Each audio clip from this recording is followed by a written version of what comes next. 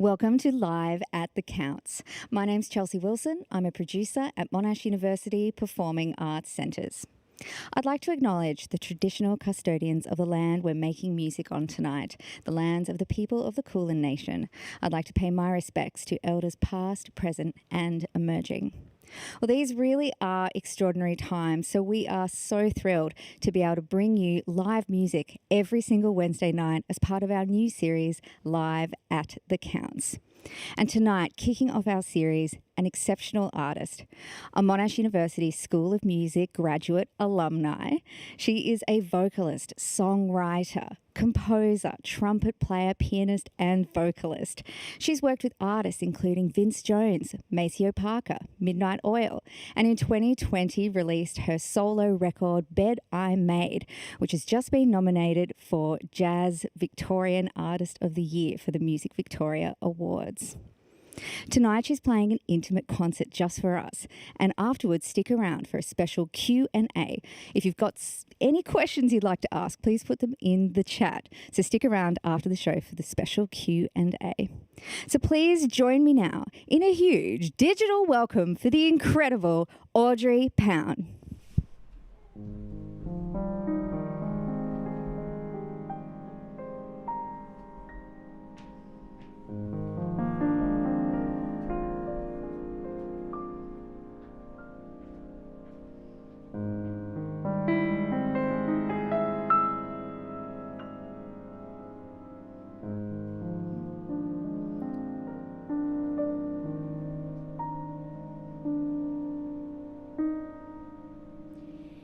In my solitude,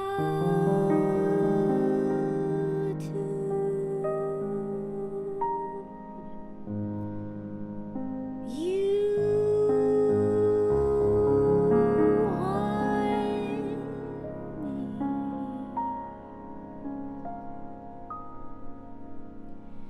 with memories of years gone by. In my solitude,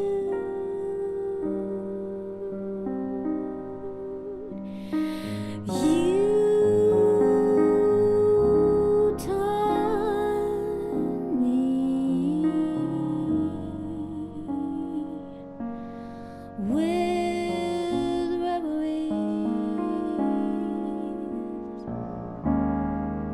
that never die.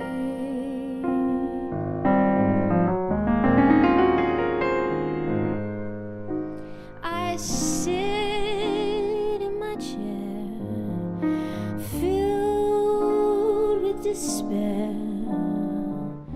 No one could be so sad. With gloom everywhere, I sit and I stare,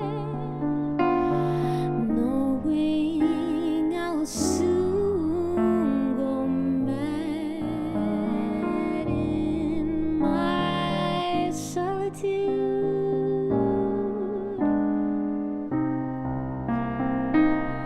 I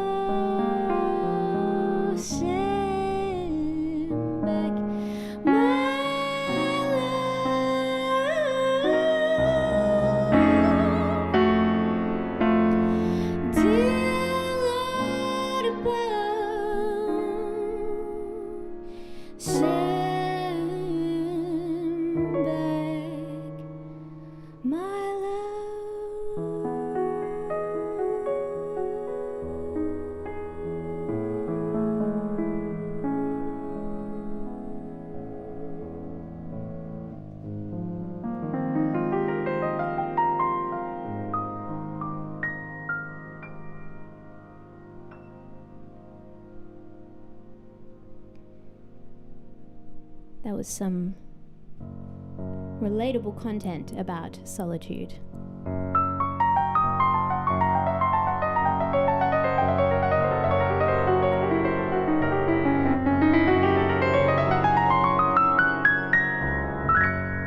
By Duke Ellington, that one, but this one is by me, and it's about boys.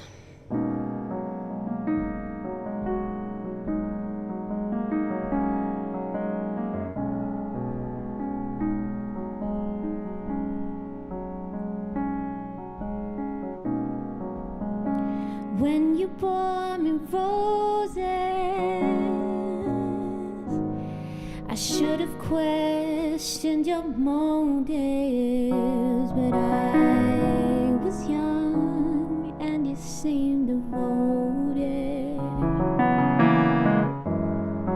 and I didn't truly know man. When you bought me daisies,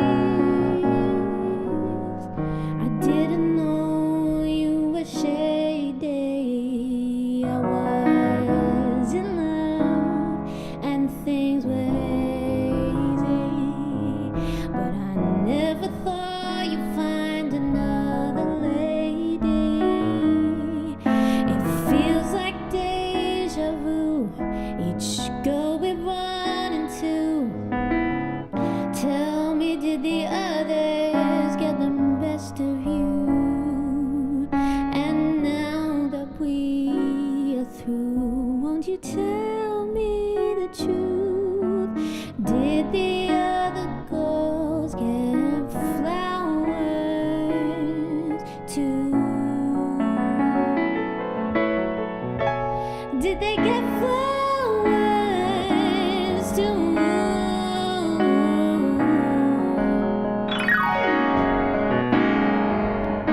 When you bought me diamonds, was it only for the girls that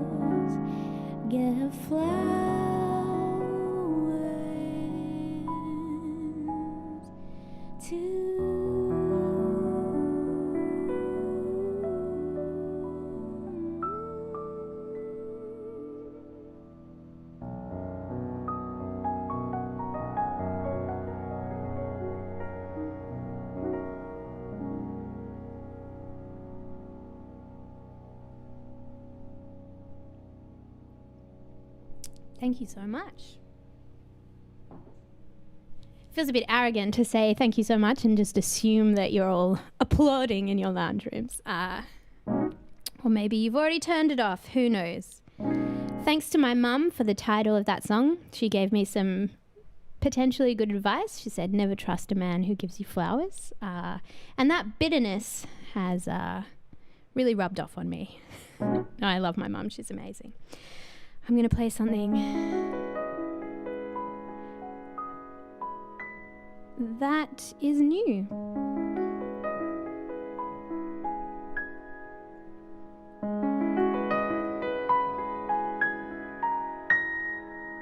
This is about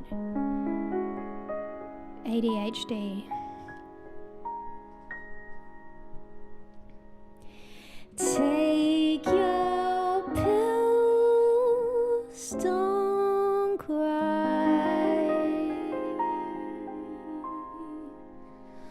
Swallow peace of mind.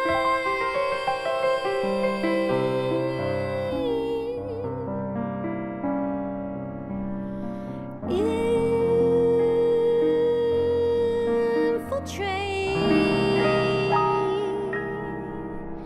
the realities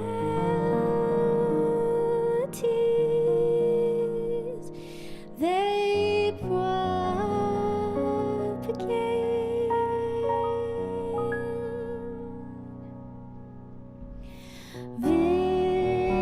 Victims of existence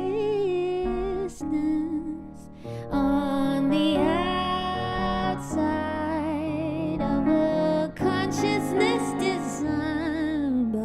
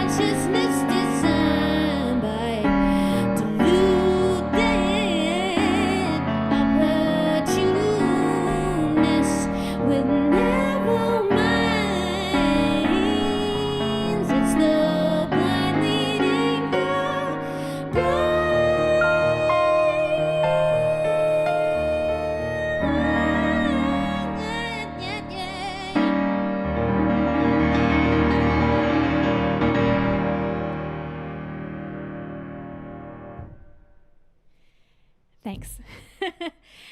Usually my wonderful friend James Bowers plays piano with me and plays that song. So, yep, I had a few moments where I thought I could play the things that he could play on piano, and I realized I can't. All right. This next song is the title track from my record, which is on all streaming platforms on the internet. And Bandcamp if you like to pay for stuff.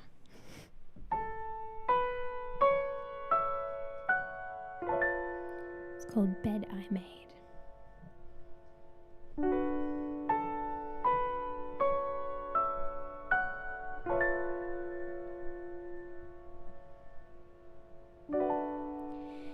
It's late and I know that you're tired, but I'm still wide awake in the bed I made.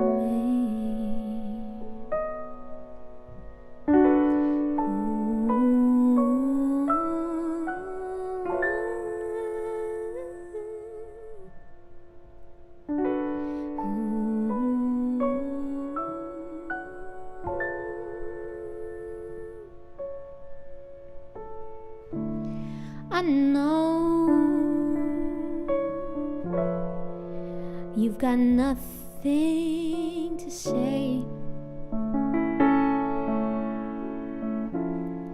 so give me one more chance to try to explain.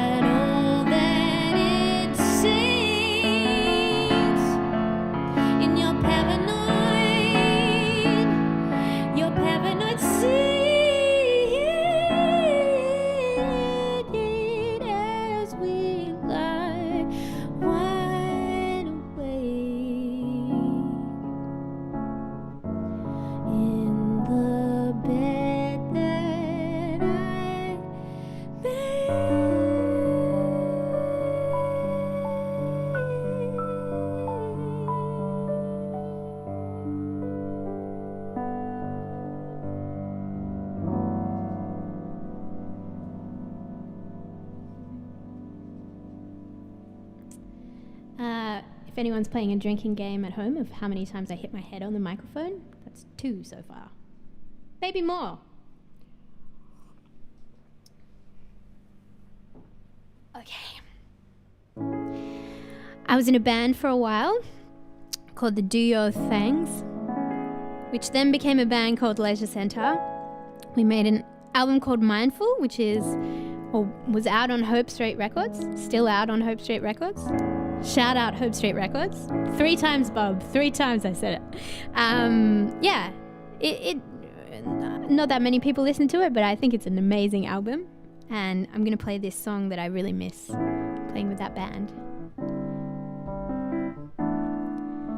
This is also for you, Thando. I learned how to play it because of you.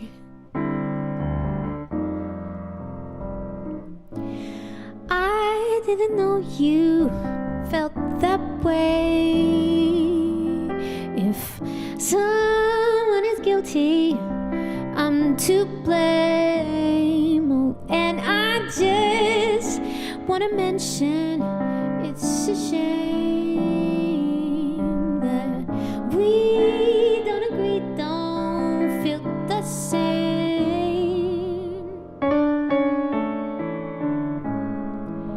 Where to from here? Where to from here? How to resolve? How to resolve? Answer is clear. Answer is clear. Under your nose. Under your nose.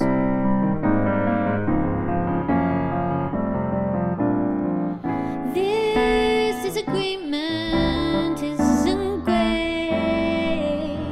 I want resolution. I can't wait. Oh, and I just hope that it's okay. All this fussing is kind of lame.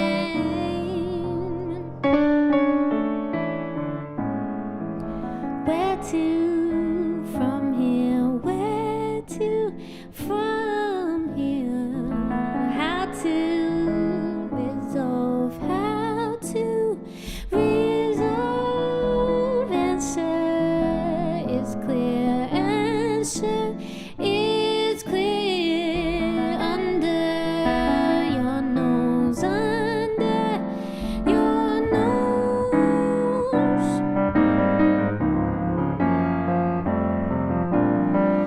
Love,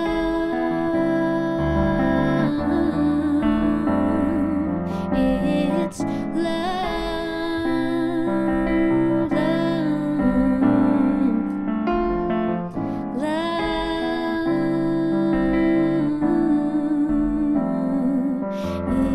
it's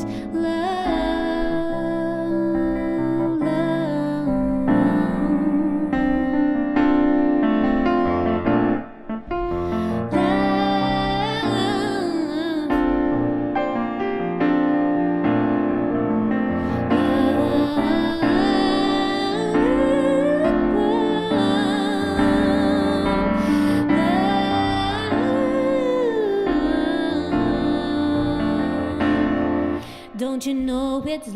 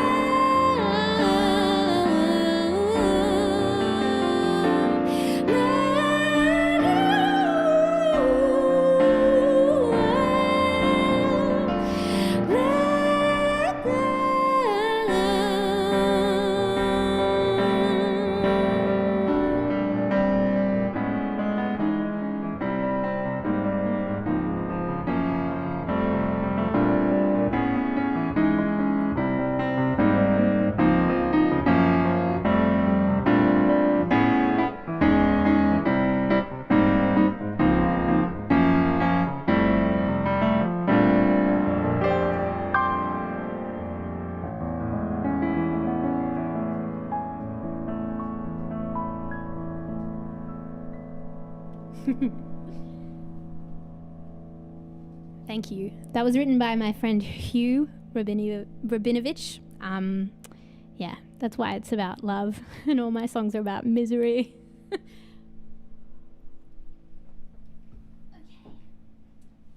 I'm going to play something brand new now, which is about having an experience that's unfortunate and unlucky, and realizing that you're never going to be the same again, but also realizing that you'll be okay and life goes on.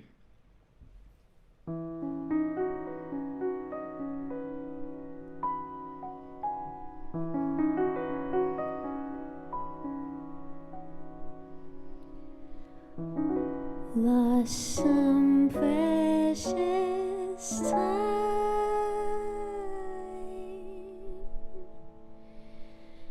and my peace of mind,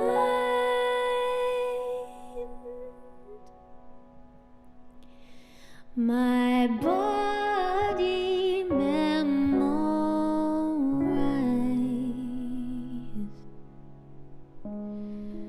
the feel I felt that night,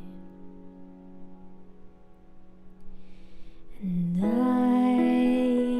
have cried mourning for my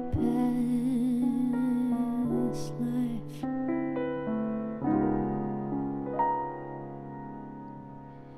'Cause part of me has died, but I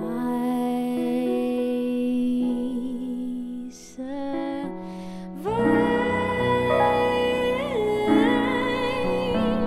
and I won't be denied. I've still got the rest of my life.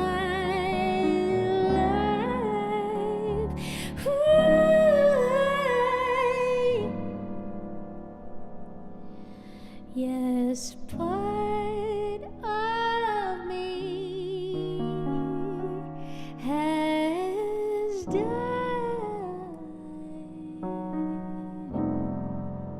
but I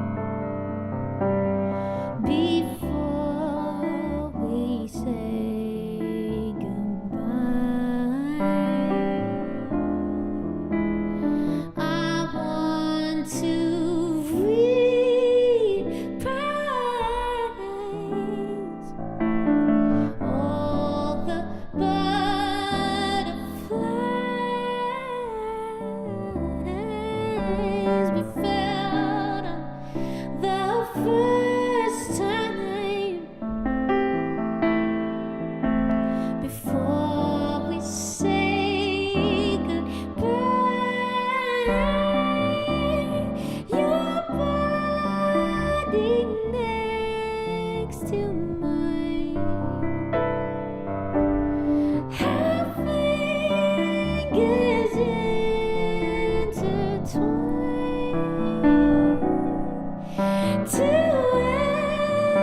energies collide. Before we say goodbye, it's the end of us, but not the end of our love. It's the end of us, but not the end of our love. It's the end of us, but not the end of our love. It's the end of us, but not the end of love. Your body next to mine. Our fingers intertwine. Two energies collide. Before we say goodbye,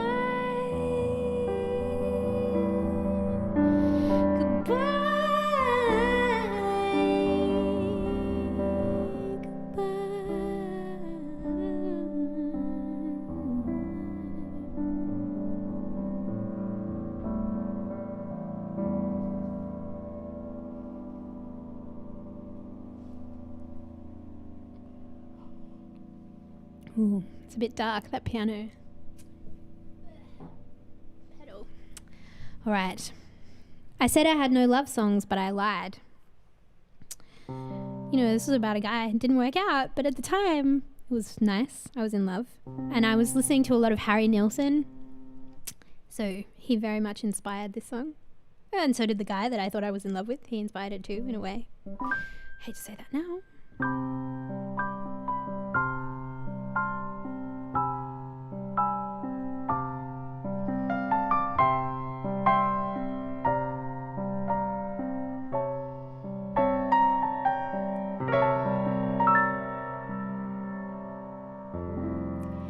There's a twinkle in your eyes, and only one thing on your mind. You've had some whiskey, and I've had some wine, and something feels different tonight. There's a full moon in the sky that's shining down in your brown eyes, and suddenly I see you there where I have been blind.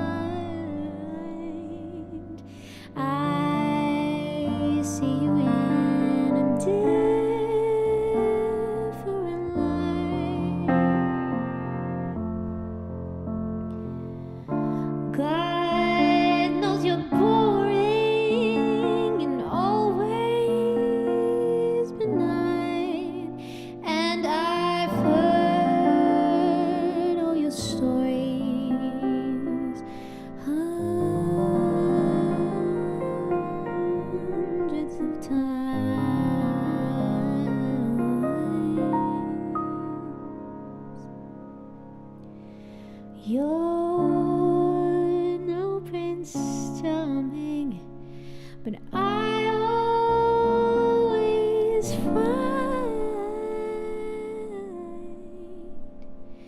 you right there to rescue me, quiet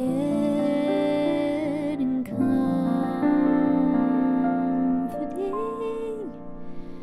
Right now, you're listening, just like you've always been. And suddenly, I realize that maybe this is what real love feels like. Here in the moonlight, the stars in your eyes.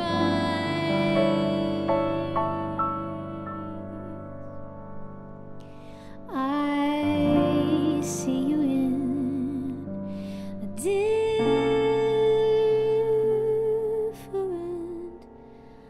light.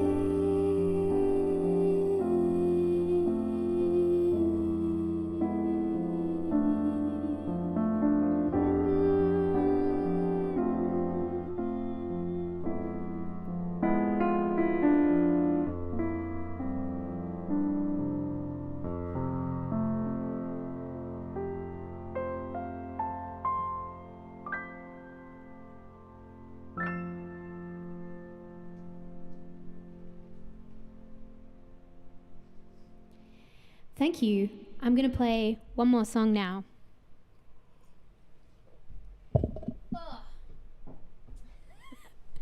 That's 3/4. You know, my grandmother actually paid for me to get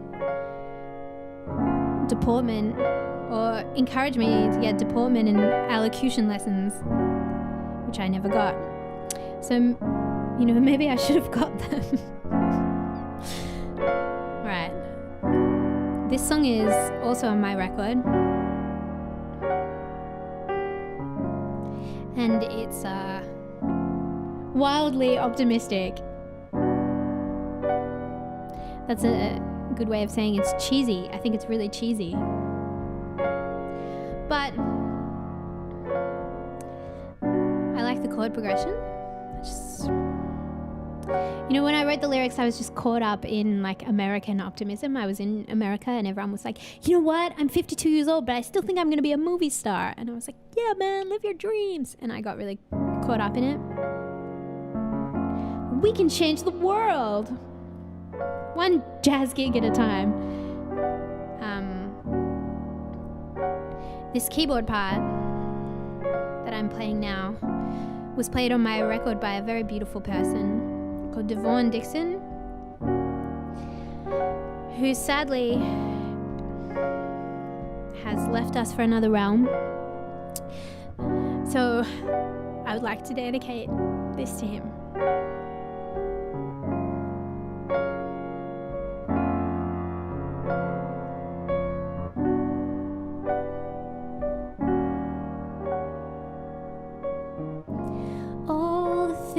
They said the words that we've read, but simply can't comprehend.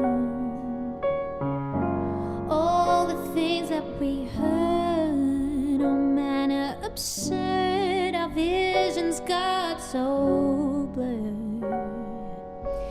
I believe it can get better if we all can come together, wait and see. This is just some stormy weather when clouds part will come together, wait and see. Told you it was cheesy. Not back to before, but better, I'm sure we'll fight another man's war. The unity that we found through standing our ground will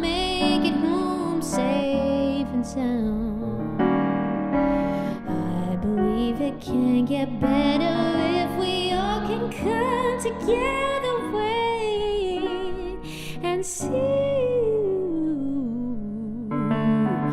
This is just some stormy weather when clouds but will come together, wait and see. If it was up to you and me, this wouldn't even be happening. But if it's up to you and me, we can make it better, baby. I believe it. I do.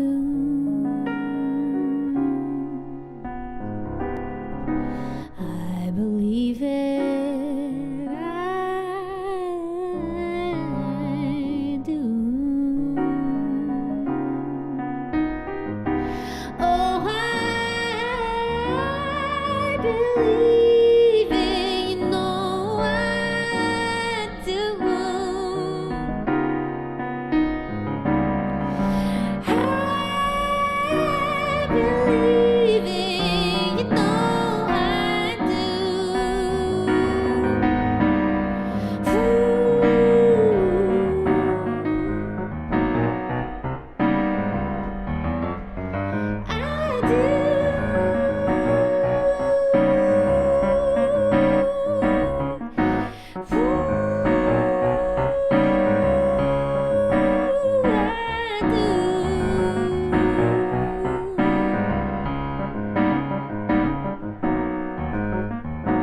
I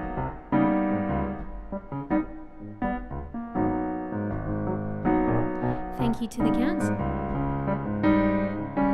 Monash, I hope I haven't done my degree to shame.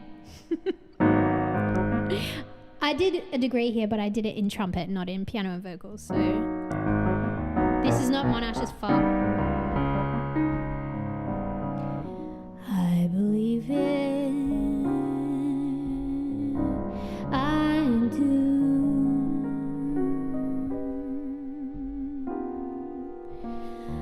I believe it. I do.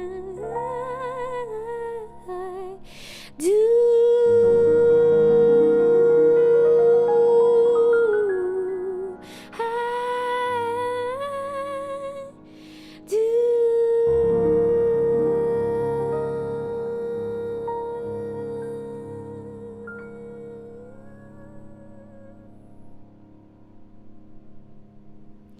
Thank you so much. Thank you, Monash, and thank you to the cats.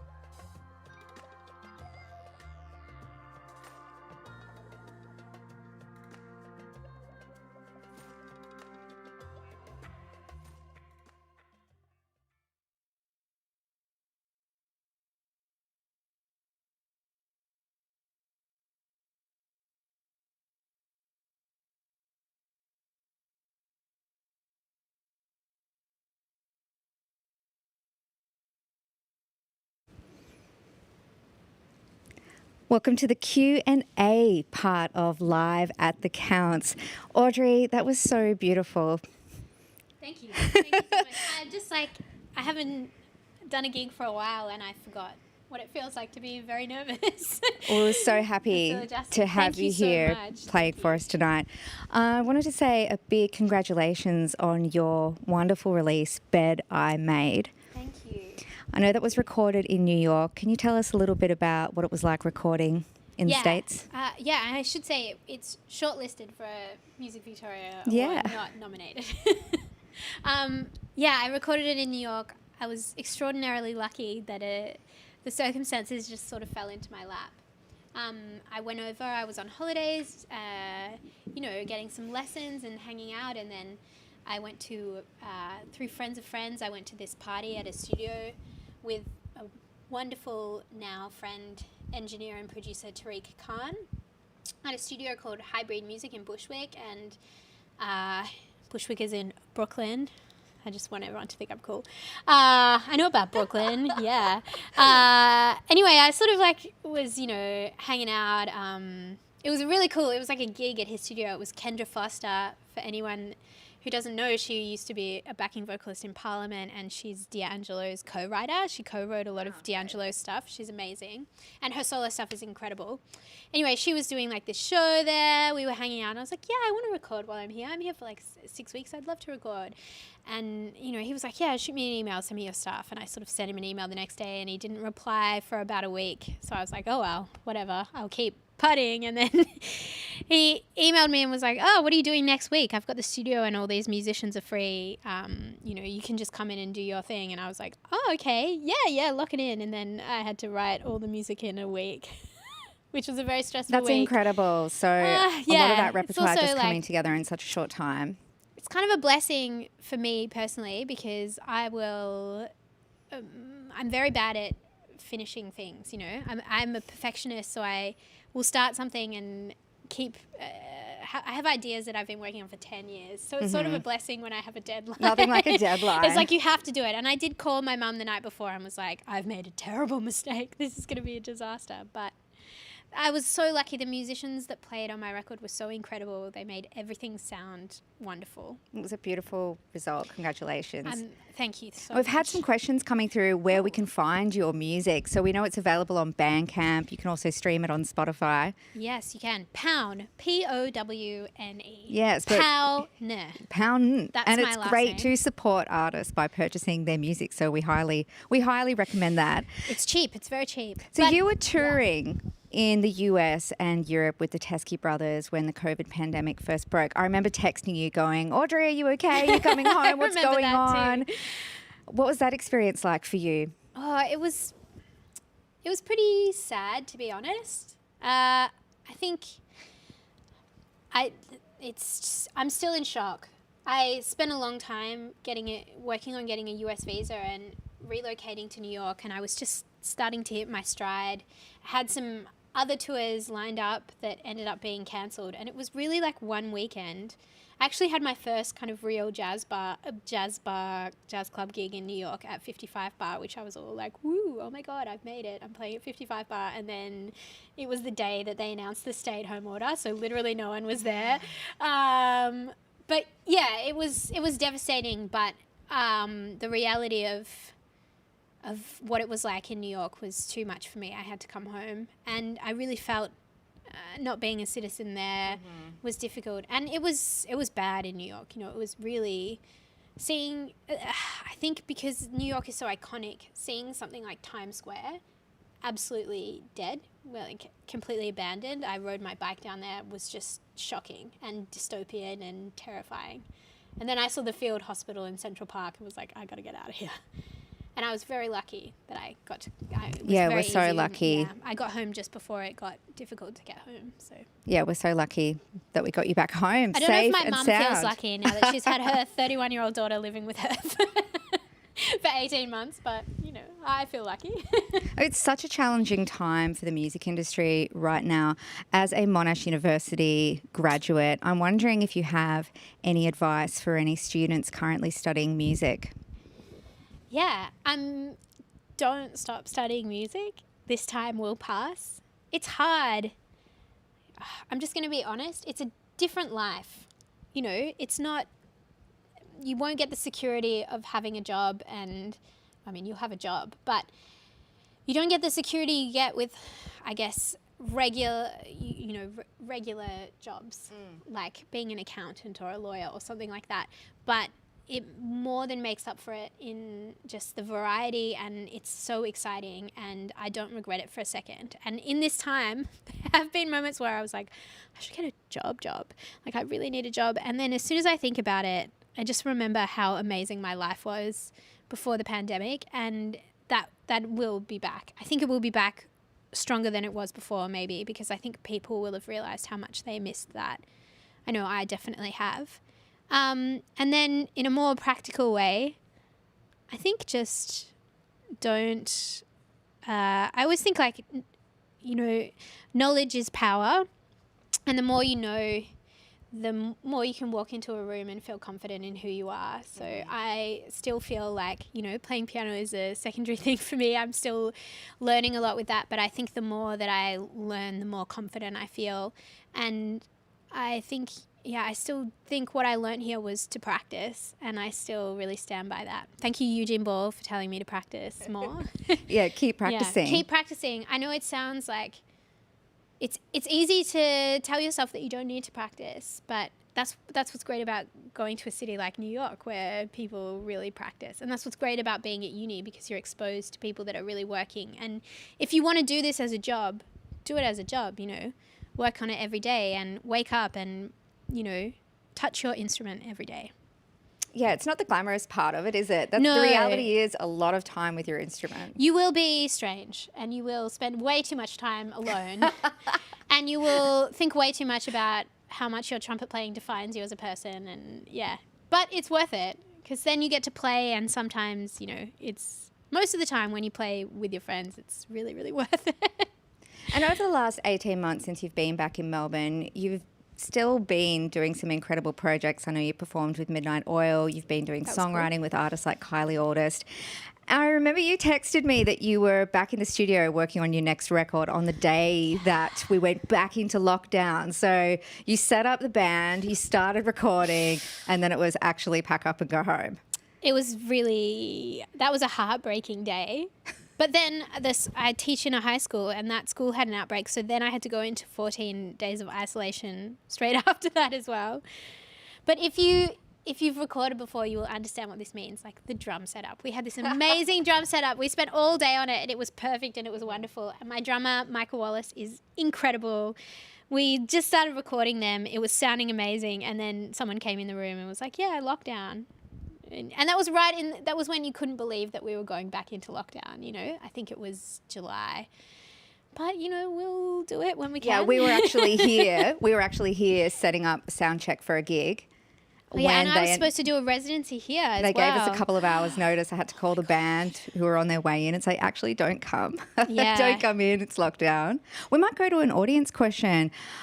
We know you can play the piano beautifully and the trumpet fantastically. Thank you. But what's another instrument you wish you could play?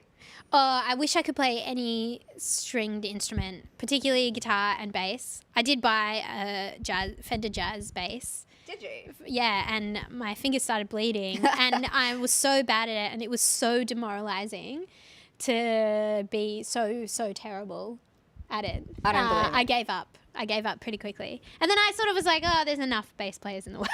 But yeah, I wish I could play bass a lot.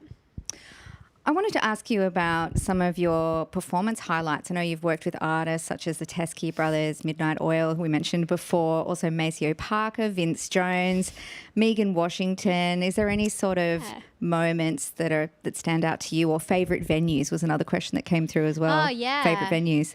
Of course, you know, the Counts. Oh, yeah, the Counts at Monash, of course. You know, playing with Vince was pretty special for me, because I think he was the first trumpet player I ever listened to. My mum listened to Vince Jones. My mum had the cassette tape of Come In Spinner. She used to play. So I think that was one of those things that felt like full circle moment. It just felt like it was special. And Vince is such a special guy. Mm-hmm. So that was very special for me personally.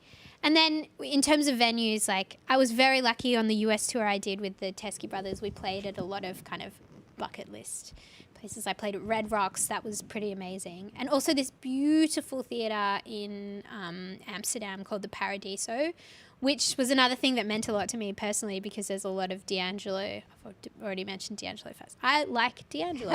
It's okay. Nothing wrong with that. And yeah, he played a lot of shows at the Paradiso in Amsterdam, and it's like a converted church. Also, the Teskey Brothers are huge in Amsterdam. There's just like seas of beautiful Dutch women that are obsessed with the Teskey Brothers. It's great. Yeah, I wasn't shocked. They're amazing, but yeah, it was great. Yeah, what an incredible memory. It was wonderful. And that was February 2020. So just before things changed. Just before. I've got a question here from Mike. How you approach capturing emotion with your compositions and how to bring that out in performances. Ooh, that's a really good question. Lyrics are probably the last thing for me. I think lyrics, I always write the melody first and then fit the lyrics around that. Mm-hmm. So the chords, really, the harmony leads the composition for me. And then I guess the emotion, I feel a lot of feelings about certain chords. So I think that's, I think that's how I approach it. But I'm probably not a great person to ask about that because I think I'm not very good at it. Or not very good at it. I'm not very good at it in a lyrical sense. That's sort of, although sometimes when something really profound happens to me, I'm like, I'm going to write a song about that. I think you're incredibly humble and self-deprecating is just Thank you, a big part of your I wasn't trying to personality. be humble. There was a point where in my life where I was so, I practiced so much that my love life was so boring. I started writing a song about the relationship between two characters in a sitcom, Nick and Jess from New Girl, because I was like, I have nothing to write songs about, so I'll just write it about them. And that was a moment where I was like, I need some human interaction. I love that. We've got time for one more question. I wanted to ask you about this venue here, The Counts, was not around when you were a student here at Monash. What does it mean to you to have this relatively new venue in Melbourne Southeast? I think it's pretty amazing, especially as someone from the Southeast. I lived in Willis Hill all through high school, and when I started at Monash Uni, I lived in Willis Hill. And it was a mission to go to gigs, and all I wanted to do was go and see Andrew Keller and Eugene Ball on a weeknight at Bennett's Lane, but that's very difficult when you live in Willis Hill. It was like almost impossible. I ended up moving out of home when I was 18. I also wanted to move out of home. It's not like I was like, I have to see jazz. But yeah, I think having such an amazing venue in the Southeast will be great for a lot of school-age students that will be able to come and see things, and obviously everyone that lives in the Southeast. But as a student, it would have been just amazing to be able to work with good sound and good technicians at an earlier age. I think I didn't play in a good venue until quite late, like maybe in my mid-20s. It took a while. So I think learning how to use the equipment and how to, you spend so much time on your playing, you want to know how to use a microphone, what microphone you should use, how you want to play in a space. That stuff is really important, and it's hard to learn when you don't have access to those spaces. So this would have been very helpful. Absolutely. Audrey Powne, thank you so much for being part of Live Charles. at the Counts. And thank you so much for joining us and spending your Wednesday night with us here live at the Counts. We'll be back next Wednesday night featuring an incredible R&B songwriter and vocalist, Thando. So make sure you tune in again next Wednesday. Until then, take care and be safe. Good night. Thank you for joining our Live at the Counts concert series.